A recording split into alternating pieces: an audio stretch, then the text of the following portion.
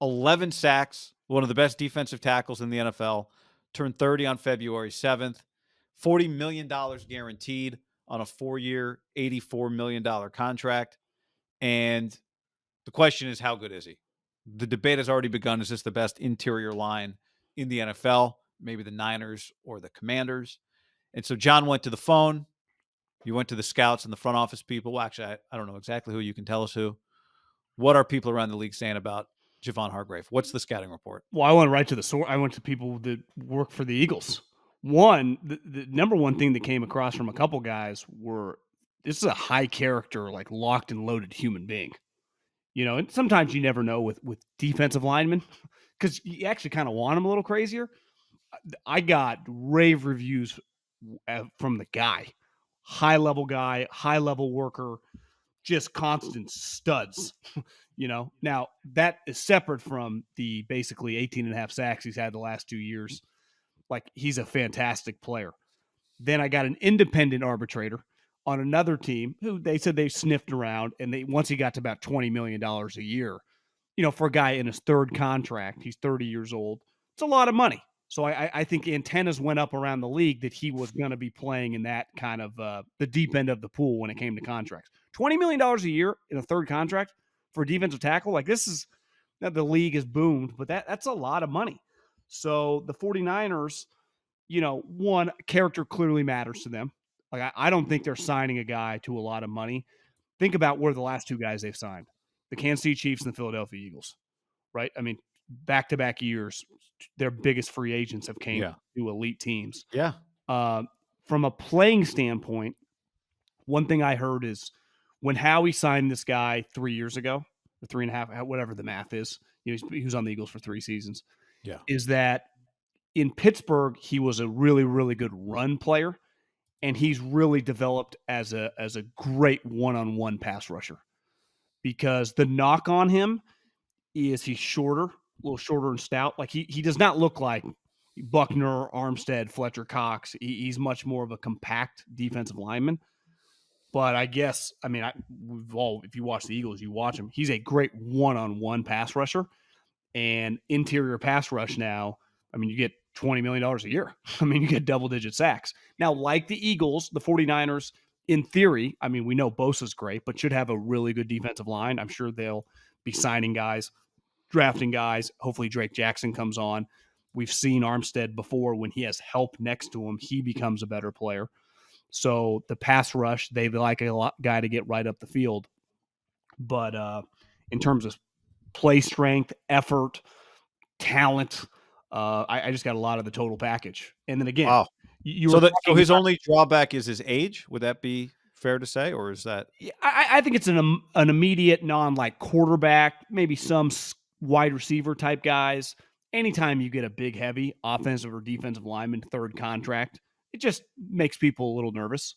Now, as you alluded to before we hopped on, he was not a first-round pick, so it was a contract extension, or I mean, his contract from the Eagles came after his 4th season. So he's been in the league 7 years, right? The wear and tear on the body. It's not like he's a 9-year player getting the second contract. Yeah. That happened before to like Richard Sherman when the 49ers got him, right? When you're not a first-round pick, you just hit the market or get extended sometimes a little earlier.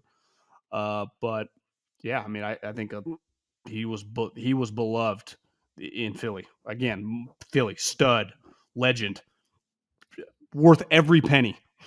Worth every penny. And this is a team like the 49ers who have one goal next year, win the NFC again, right? Like, that's their mindset. You get to a point. I think one major difference is Philadelphia has a quarterback that's going to get a shitload of money, right? And the 49ers are still lucky they're in this period where that they can allocate those funds because they got 2 quarterbacks that combine to make about $8 million. Now, we'll see by the time you listen to this, maybe they've signed a backup. That backup market usually plays out over a couple days, but this is also like Tom Brady. I don't know if he would have got $40 million, but he would have got 20 or 25, right? This is that they were able to allocate this money non-quarterback.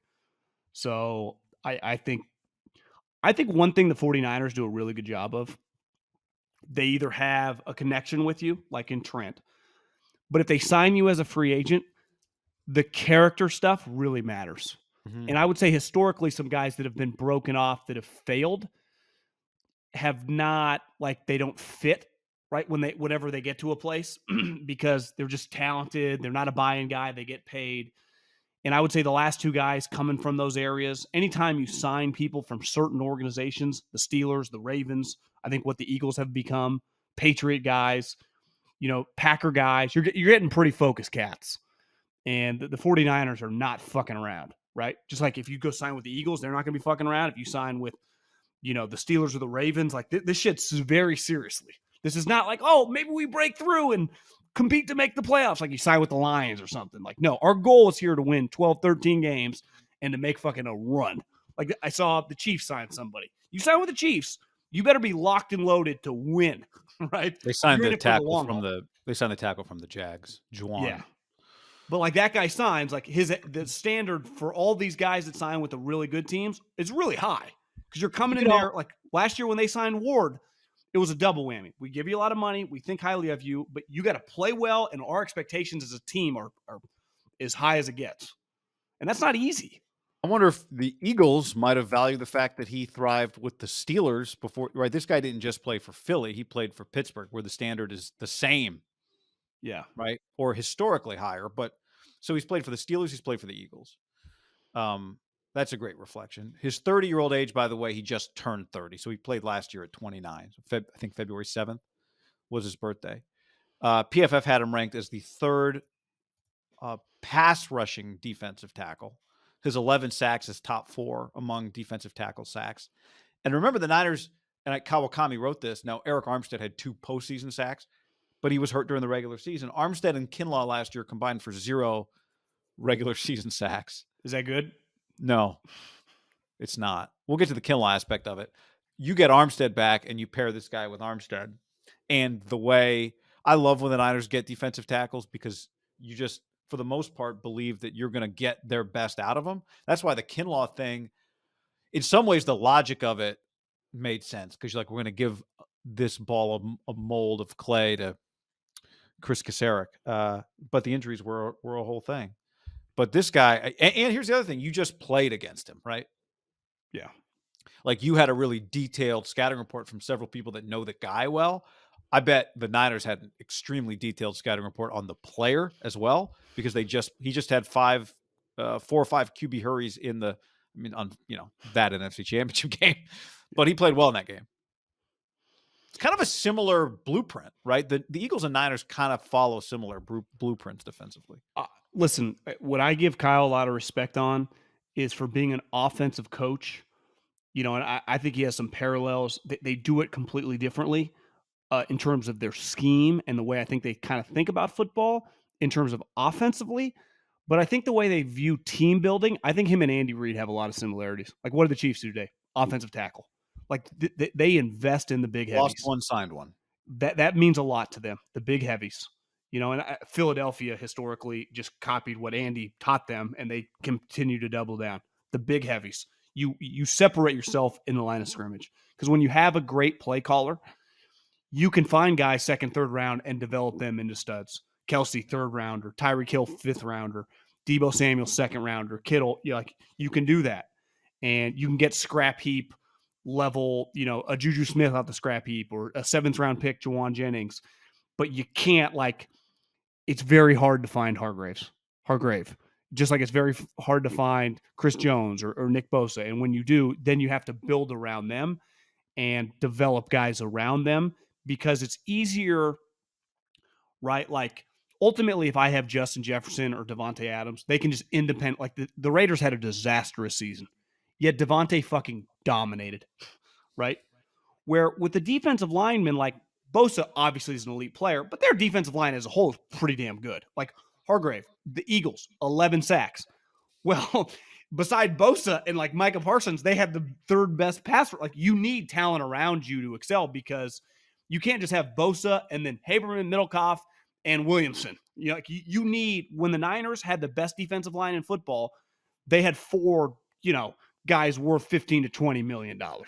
The way D Ford, we could argue, but Buckner, the way Armstead played that year, and obviously Nick was a rookie, you're so much better off when you have a group, right? I think the Eagles and the Niners different on their offensive lines. Like the Niners have Trent, but then they had a couple of other young guys coming on, a right tackle, which somehow just got $50 million, where the Eagles just top to bottom, left to right. It's like, God, they're just good at every position. It helps. And that is a point of differentiation because it's the one area in football that still has parallels to like the 70s, the 80s, and the 90s where you can be really, really physical, right? It's like the area where you can still, if you talk to like a right guard or a defensive tackle, they wouldn't tell you, yeah, I feel pretty good after the game, right? Not allowed to hit here. So I'm all for investing. And this is possible because they have rookie quarterback contracts. And I think the Eagles lost him because Jalen's, you got to pay him. I don't think the Eagles, like, if you would have said, hey, you can pay Jalen, do this, and keep him. Like, they didn't want to lose him. Like, I think the Niners were cool with losing McGlinchey, obviously. I don't think this is the Eagles don't feel good about this. They just have He's one of their best players. They have no choice.